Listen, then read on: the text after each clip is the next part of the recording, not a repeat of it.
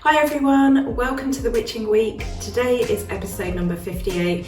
In today's episode we're going to be talking about the events of the week. We're going to be looking at some awesome YouTube viewing and we're going to be talking about Yule and Christmas preparations. So grab a cup of tea, put some incense on and we'll jump right in.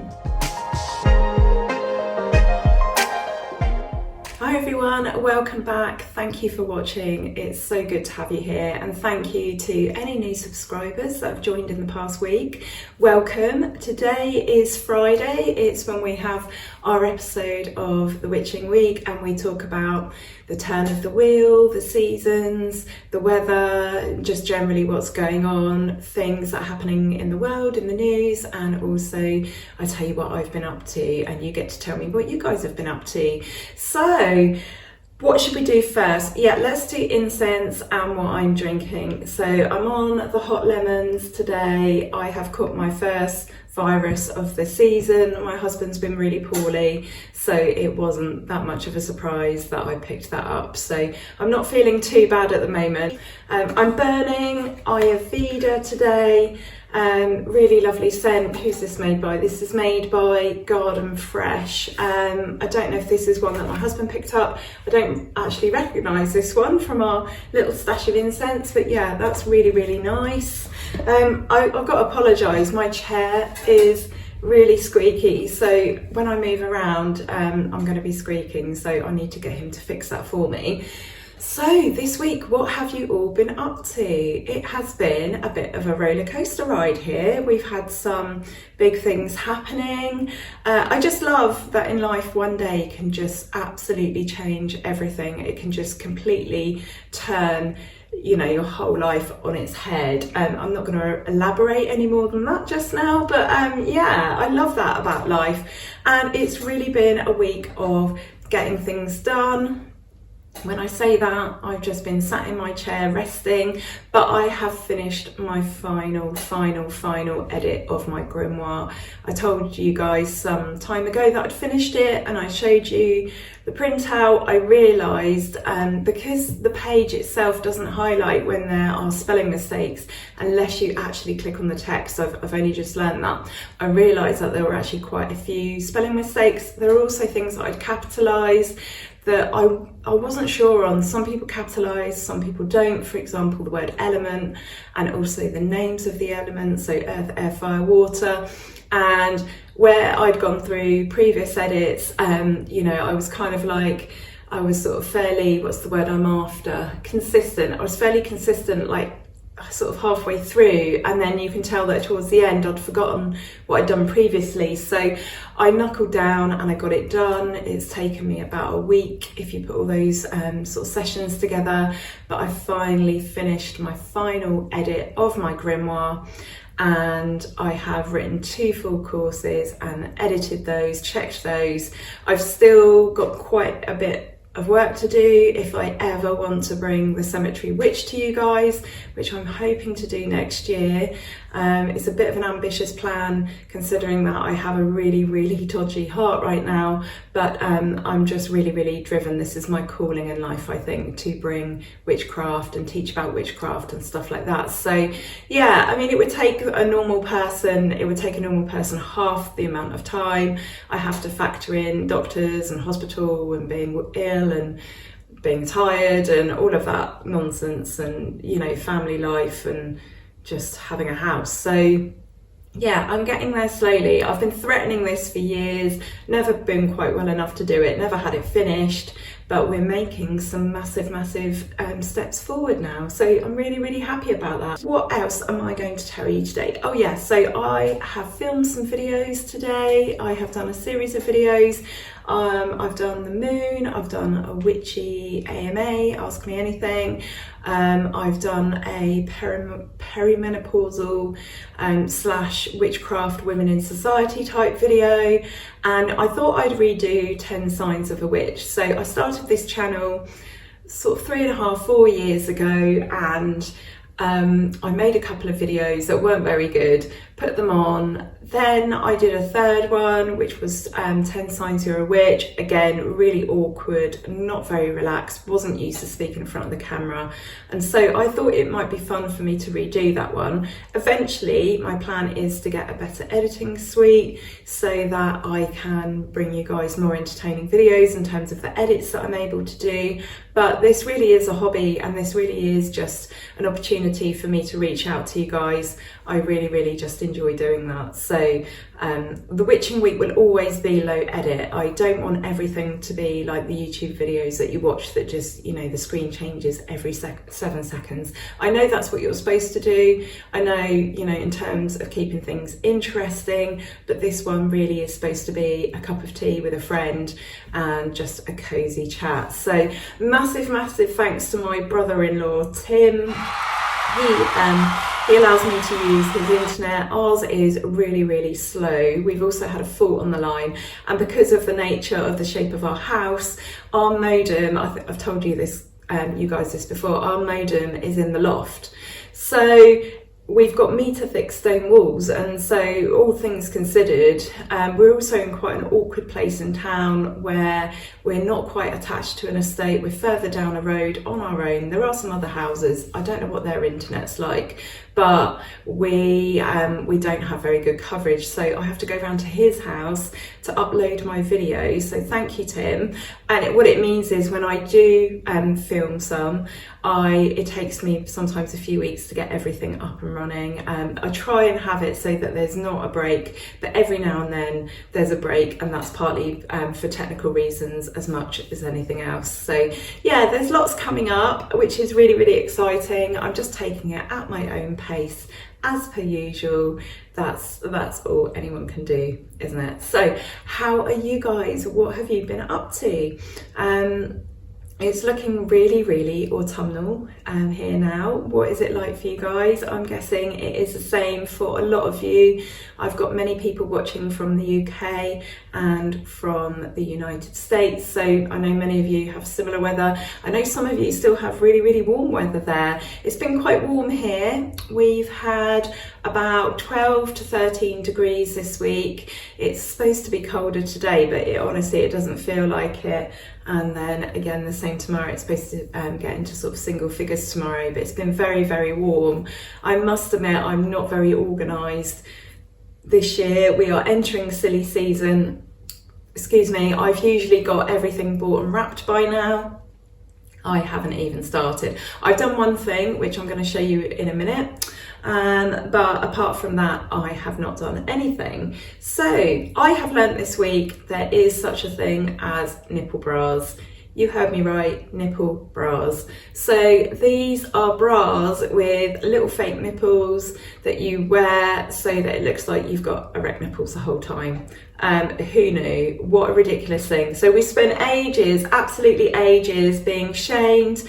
As you well know on social media, women's nipples are evil and men's nipples are good. So yeah, we've got bad nipples, they've got good nipples, and it just seems really strange that we are now wearing bras with fake nipples. And I said to my friend who kind of brought this to light for me, because I'd never heard of such a thing, I said to her that you know, all you've got to do is have the wrong fitting bra and you'd end up with 4. But she said that they're really thickly padded, so that only the 2 on the bra show. I just think it's really weird. I mean, I wouldn't be comfortable with that personally. You know, it's hard enough when you go places and you have people staring, but it just seems wrong that now that is considered an appropriate way and a fine thing, even though we've been an okay thing, even though we've been shamed all this time. Yeah, really strange. Not related to witchcraft at all. But just something I wanted to share with you guys that just made me laugh. I can't believe we are nearly in December. Slightly terrifying. I have done nothing. I need to get organised. I've just been too tired this year, to be honest. But one thing I have done, which is why I wasn't here week before last, is I have made some advent calendars for my children. So I don't know if my daughter watches, so this will be, she'll see this actually before she receives hers, so I'm sorry it's a bit of a spoiler for you. But let me just show you. I'm going to have to lift it up really gently. But basically, I have made this. So it is a hanger, and you hang it up, and it's got 24 little presents. Oh, I'm going to have to put that down because that's really hurting. Let me just hang it on there while I talk to you. I've just hung it on the cooker. Hopefully I've not started the hob without lighting it. I'm going to gas myself. Yeah, so really simple to make. I wasn't really sure what material I was going to use, but in the end I found some table runners. So all I've done is folded a table runner in half, sewn loads of little rings on it. So I did all the decoration first before I sewed up the edges. I also inserted some wood. My husband cut the wood for me. And then I found some little brass rings in B&Q at the hardware store. And I've just sewn these little rings on with red thread so that they sort of blend in, and then I've got a marker pen and just done 1 to 24 and then tied the presents on. So I've been chipping away at this little project now for a couple of months. I've just been picking up whenever I've been able to, and it actually kind of came together quicker than I thought. It's not as beautiful as the one I received as a child. So when I was a child, my sister and I received one of these. It was made completely of felt. Mine had Father Christmas and a hot air balloon on, and it was absolutely beautiful.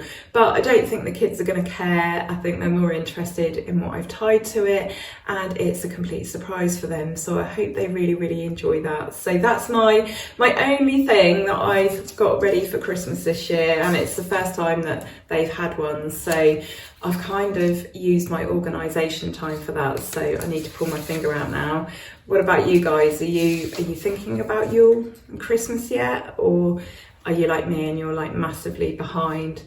So this week I have been watching some absolutely brilliant YouTube. I have been listening while I've been finishing off these bits and bobs, while I've been scouring my grimoire for spelling mistakes, and I've just gone with suggestions that were on my homepage, and then as I've clicked on things and watched things, it suggested other things to me. So I found a channel, I'm sure many of you are probably following it already, and it's called What Lurks Beneath, and it's about all sorts of mysterious things like Bigfoot, UFOs, those kind of things. I'm really enjoying these sorts of stories at the moment. I've reserved judgment on a lot of things. I've got opinions on other things, but it's just really interesting to hear these stories, whether they're real or not. But the episode I watched was called The Most Terrifying Interview I Have Ever Done. I'm not going to tell you what the thing or being or person was that this young guy with a group of friends bumped into, had an experience with, because I don't want to spoil it for you. But it was a really fascinating interview, and the guy was a great storyteller. I was absolutely hooked. You know, once we got into the middle of it, I wanted to hear more. And the podcaster said that genuinely he felt really emotional listening to this story, and it took him through a whole range of emotions. And I felt the same way. And the guy telling the story about his experience, he's recounting this experience from when he was a young boy, in his sort of early teens, I believe. And he was sweating. I mean, I don't know what the weather was like where he was in the United States, but he was sweating. It was really emotional for him. And as time went on, you could see that he was just absolutely drenched. And he tells us all about the fallout from this experience, what happened when he told his parents, told his dad, and there was other information there. You know, the story was bigger than his experience. So that was really good. I really recommend that. I'll put the details down below. I've also been listening to Next Level Soul podcast, which is another really lovely channel, people being interviewed, and I listened to 2 interviews with 2 mediums, so Suzanne Geisman and Nikki Allen. So Suzanne is American, Nikki Allen is British. I was only kind of like loosely aware of both of them, but it was really interesting to hear these ladies speak, and they both carry the message that we are never ever alone. Spirit is all around us, and we only have to reach out. They're there, they're watching, they're looking after us.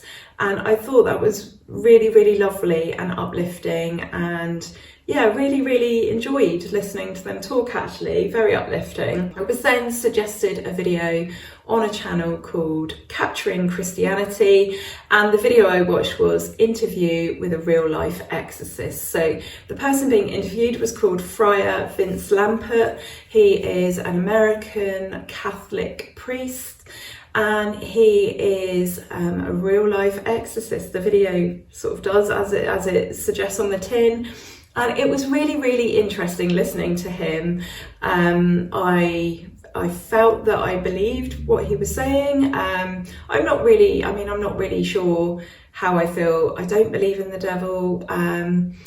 In terms of evil spirits, well, I guess everything is energy, isn't it? So I think that's entirely possible. We certainly meet some very evil people that you think, well, it can't just be upbringing, it must be something in them which is sort of inherently bad. So I suppose we have evil energy that way, we have evil people that then pass over. But yeah, I'm not sure how I feel about the whole exorcism thing, but I found it a really interesting video.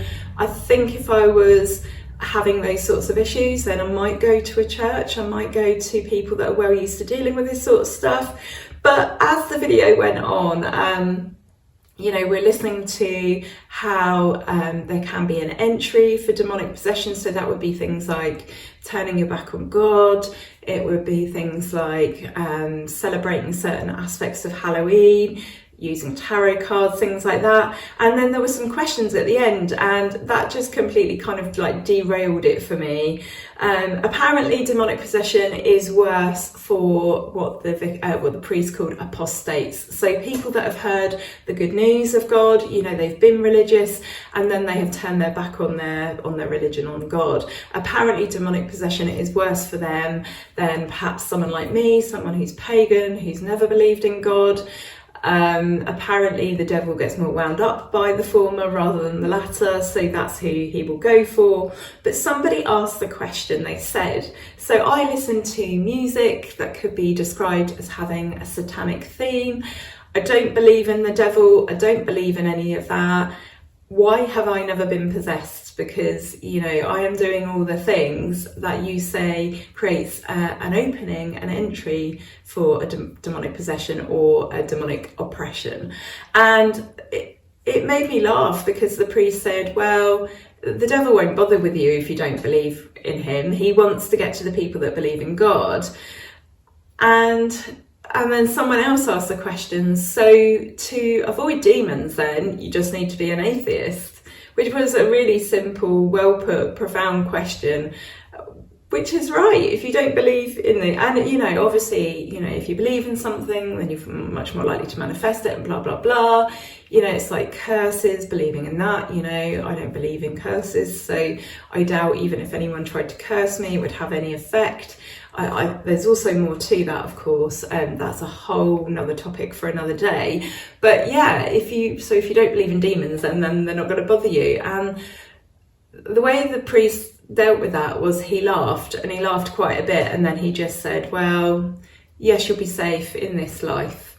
So, I mean, there's that sort of ever-present threat, isn't there, that, you know, if you don't do this and you don't do this and you don't do this, then this will happen. And then when someone comes up with a very good question, you know, well, you know, a loophole almost, then it's almost like, you know, you get laughed at, and then there is ultimately, you know, you're still going to be in trouble. You're still going to be in trouble. Also, it's really weird because apparently you cannot be possessed under the age of, it's either seven or 8, because they have this like age of reason thing, and they consider that you're protected by the church. The church will protect you up to a certain age, and then once you've reached that age, then you're on your own. So I'm not meaning to be offensive when I talk about this. I know there are Christian witches. I know there'll be people that are watching that believe this stuff, and that's absolutely fine. I just personally don't believe that.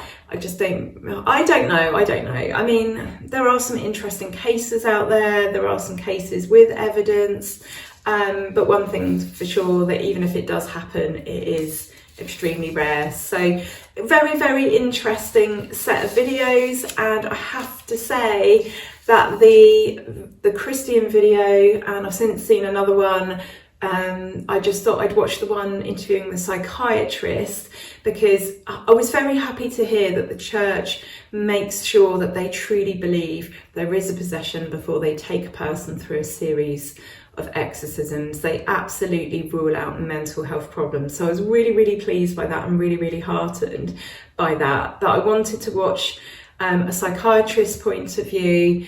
They do get involved, and then only when they've ruled absolutely everything out will they allow these exorcisms to go ahead. But I will say that out of these videos that I watched, if we don't include the cryptozoology one, if we just look at the 2 mediums and the 2 people dealing with exorcists, I mean, obviously the exorcisms are a darker sort of subject matter, but they were just so much darker. Whereas the message from the mediums is that, you know, life is about love. It's about the light that's within us all, that we're always surrounded by spirit, that there are always people loving us, holding us and looking out for us. And very much with the videos, with the exorcism stuff, they were very dark, of course, but also there was just that, you know, don't do this, don't do that, don't be your own person, you must follow this, you must follow that. And I don't know, I just find it very weird that we'd have a God who would create something that's so dark and evil. And I don't believe in the devil, so there we go. Obviously, the next episodes of the Witching Week, if I start acting weirdly, then obviously everything I've said is a load of rubbish. I'm joking. So yeah, very, very interesting viewing. That will probably be it for me now on the darker stuff. I don't tend to watch things that are dark. I don't mind mysterious things, so like the cryptozoology stuff, Bigfoot, you know, but I don't really tend to watch stuff that's very dark. I do avoid that stuff. I do think it's important to avoid that stuff. And that's funny because I'm sure those 2 men, and they were both religious, so the psychiatrist was very religious as well, I'm sure they would have a view on me being a witch. And yet the irony is that, you know, I don't meddle in anything dark whatsoever. That is not my cup of tea. It's not generally what witches do. I know there are some out there that do, but yeah, generally we're about nature, we're about healing, we're about self-responsibility, development, you know, all those wonderful things that witchcraft brings us. So yeah, very, very interesting, very, very interesting indeed.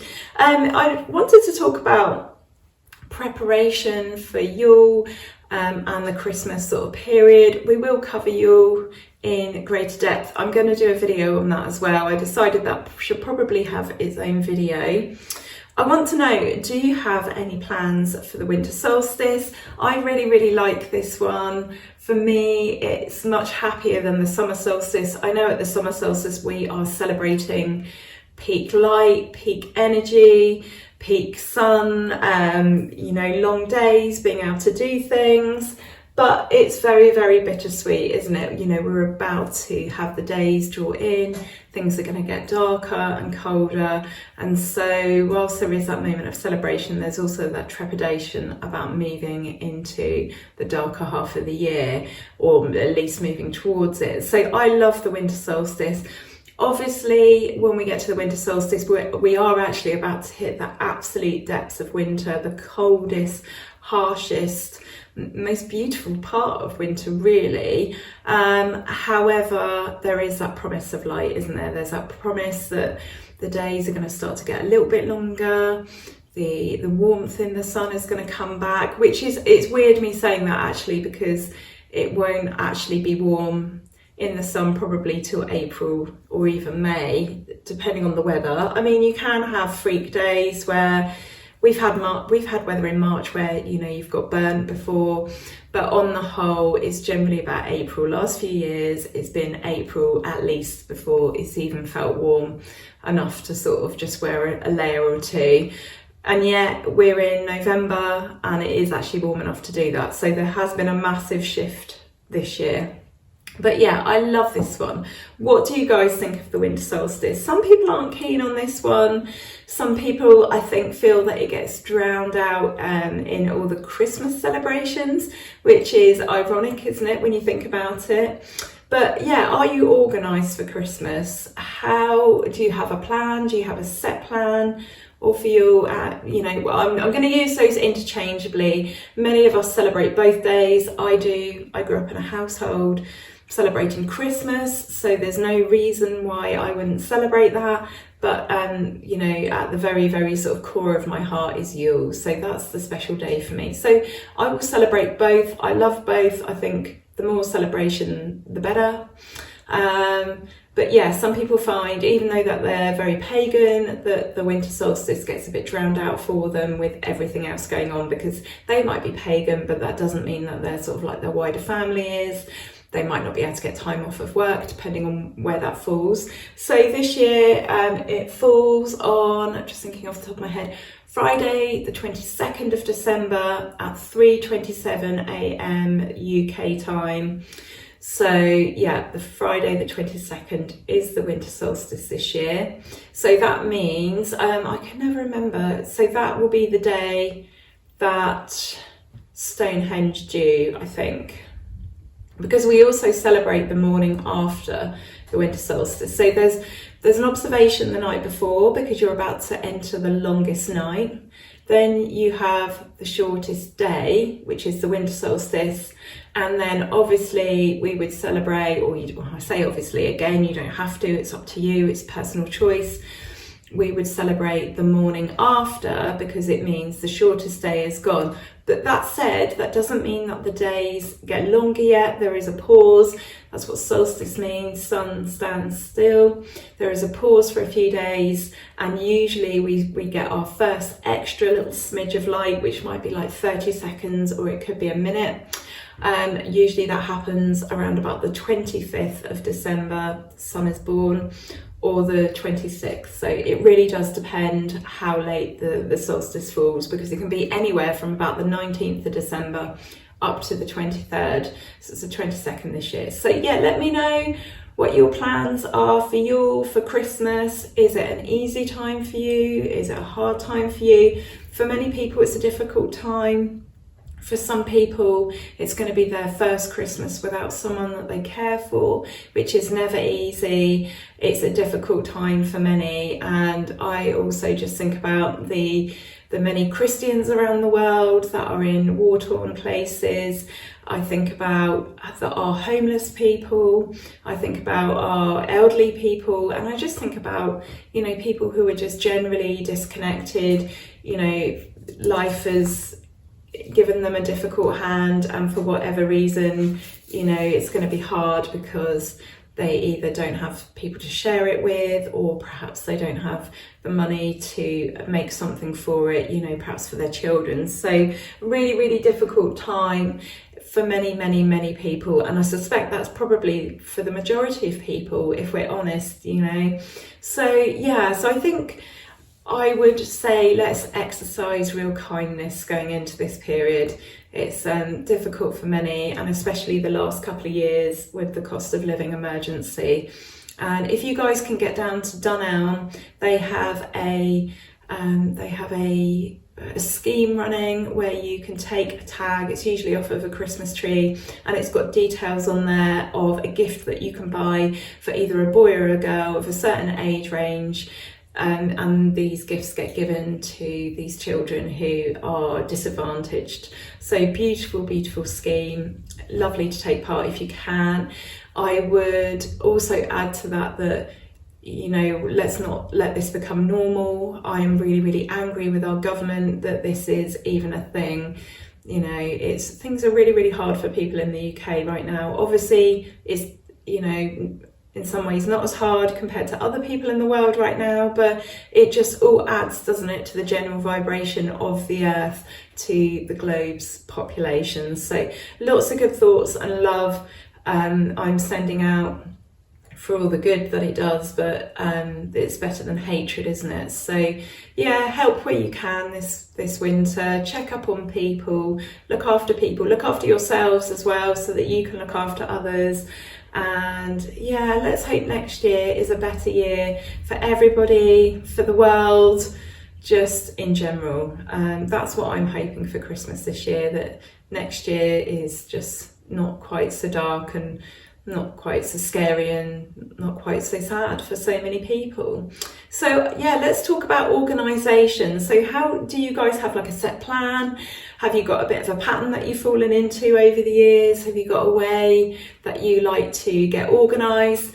I write a list of names. I then work out what my budget is, and I collect ideas all year. So if I see things or I think of things or I see something online, I'll make a note of it in a document. So I do that usually in notes on my phone. It's an app, I've got an Apple phone, and it just kind of gets me a bit organised so that I'm not getting to Christmas and then going, oh God, what am I going to get? I like to collect bits where I can. So I suppose from about August onwards, I'll start just buying a few little bits just to sort of help me out financially, just to chip into it a bit. And then in October, I would tend to get Christmas cards written, and I would buy Christmas presents. And then by November, certainly by the end of November, but generally by the middle of November, I would be all wrapped and done. And then all I've got to do is post stuff out in the first week of December.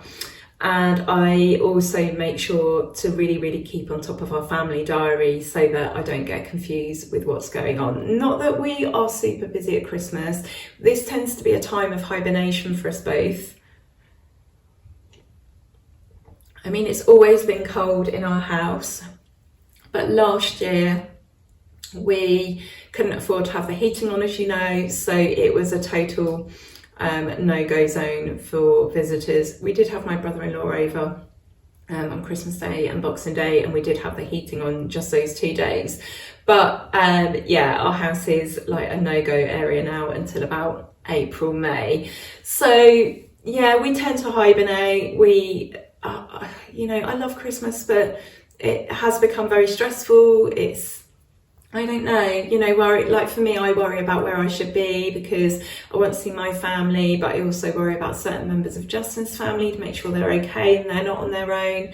And then, you know, yeah, it's just, Christmas is just different, isn't it, to when you're a kid. It's got a very different feel to it. So I try and keep on top of stuff.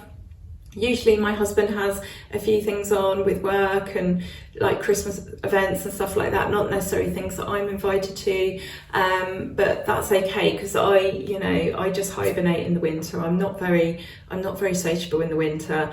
I'm okay if I'm warm, because if I'm warm I can bear to leave the house. But if it's really, really cold and I'm wearing 7 layers of clothes, I can't bear, you know, showering and then getting changed into something nice to go out is such a faff for me. And it, you know, if it's cold in the building, then I don't want to do that, and I'm already frozen. So yes, I might go into a warm place, but I still don't feel warm because I've been so cold. So this autumn has been such an eye-opener for me because it's been so mild. I've just been wearing normal clothes, like, you know, I've got one top on at the moment and I'm warm, and I felt like doing a bit more than I normally would at this time of year. So that's been interesting. So yeah, let me know. I'm just rambling off on a tangent here now. Let me know what the shape of Christmas and Yule is for you. In terms of the winter solstice, I like to mark that one. I mark that one more than the summer solstice because, you don't have to get up so early, it's not so difficult. I can get up here reasonably late and then just go somewhere locally and see the sunrise. It's just a really, really easy one. And then it's nice to have a winter solstice feast, so a cooked roast dinner. And then it's just that celebration of the light returning. So I really, really enjoy the winter solstice. I don't know what I'm doing this year, but I will mark it somehow, some way, but I will definitely greet the sun in the morning. It's just a really, really lovely, I feel like it's like low energy, chilled, easy, pretty, beautiful, snuggly, profound. I just like this one. I just find this one so much easier. Don't get me wrong, I love the summer solstice. I used to love going to, well, I've done Stonehenge a couple of times at summer solstice, and it was just bonkers, so didn't really enjoy that, but at least I can say I've done it. But I've done the winter solstice at the Stones loads and at Avebury, and it's just really, really beautiful. I don't know, so even though winter is not my favourite season, and I would say that summer, I prefer the winter solstice over the summer solstice. So yeah, I don't know what I'm doing. Let me know what you're doing. So we're going to do some cards now, because I have rambled on long enough.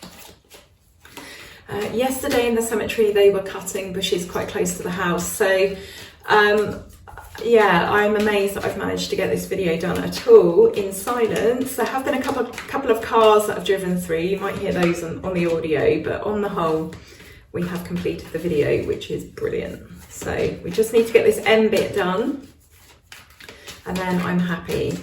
Okay, so we have the 9 of Wands, we have the 9 of Pentacles, and we have the King of Pentacles. So yeah, a couple of 9s there. So the message for this week is, if you get to a point where you're feeling like you're going to give up on something, don't give up. You haven't come this far just to give up. Yes, you might be feeling battered and bruised and worn out, and you're kind of looking up to the heavens and asking, like, why am I doing this?